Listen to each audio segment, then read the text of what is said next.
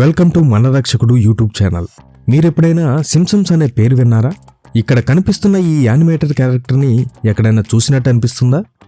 ఈ సింప్సన్స్ గురించి మనం రోజు సోషల్ మీడియాలో చూస్తూనే ఉంటాం. ఈ కార్టూన్ షో భవిష్యత్తు గురించి ఆశ్చర్యకరమైన సంగతులను చెప్పినట్టు చాలా వీడియోస్ వస్తుంటాయి. అసలు సింప్సన్స్ అంటే అర్థమేంటి, ఈ కార్టూన్ షో ఎలా వచ్చింది అనే విషయాన్ని ఈ వీడియోలో చూద్దాం. సింప్సన్స్ అనేది అమెరికా దేశంలో ప్రఖ్యాతి పొందిన ప్రముఖ యానిమేటెడ్ టెలివిజన్ షో.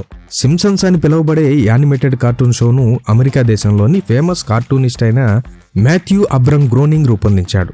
ఈ షో అమెరికా వారి జీవన శైలిని, వారి పరిస్థితులను కాస్త కామెడీగా చూపిస్తూ ప్రదర్శించబడే ఒక టీవీ షో. అసలు ముఖ్య విషయం ఏంటంటే, ఈ కార్టూన్ షో వాస్తవికంగా ప్రపంచంలో జరగబోయే విషయాలను అంచనా వేసి అందరినీ ఆశ్చర్యపరిచింది.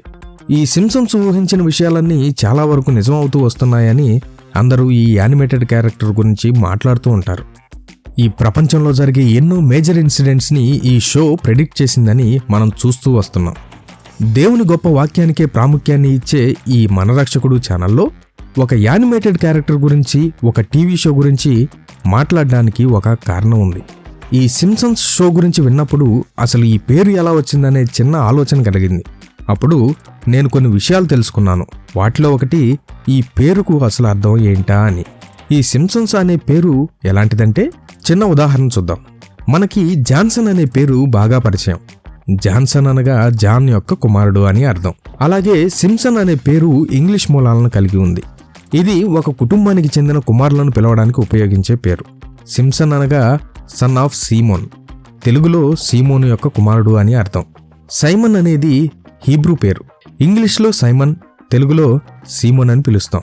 సైమన్ అనే పదం హీబ్రూ పదం అయిన షిమ్యోన్ నుండి వచ్చింది. హీబ్రూ భాషలో షిమ్యోన్ అనగా అతడు విన్నాడు లేదా దేవుడు ఉన్నాడు అనే అర్థం వస్తుంది.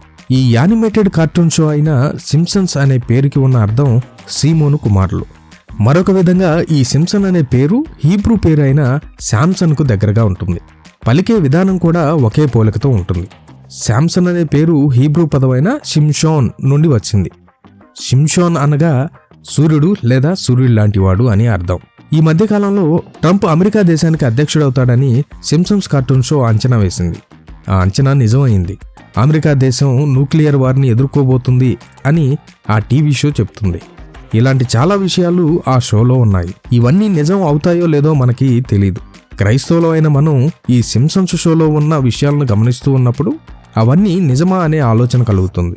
సర్వశక్తిమంతుడైన జీవము కలిగిన దేవుణ్ణి సేవిస్తున్న మనం ఈ విషయాలన్నీ నమ్మొచ్చా బ్రదర్?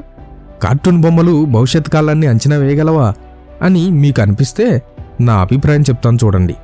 ఈ సింప్సన్స్ అనే కార్టూన్ షో బహుశా ఒక 100 ఏళ్ల క్రితం నుండి జరగబోయే సంగతులను అంచనా వేసి ఉండొచ్చు.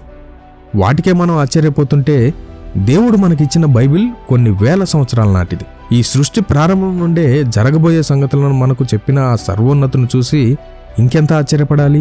ఎంత గొప్పగా దేవుని వాక్యాన్ని గణపరచాలంటారు? ఒక క్రైస్తవుడికి ప్రామాణికం బైబిల్ మాత్రమే.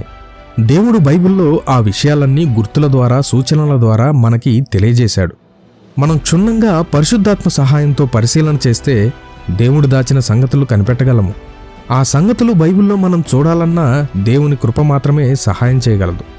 అయితే బైబిల్లో రాయబడిన అనేక భవిష్యత్తు సంభవాలను ఈ సింప్సన్స్ కార్టూన్ షోలో ప్రెడిక్ట్ చేశారు.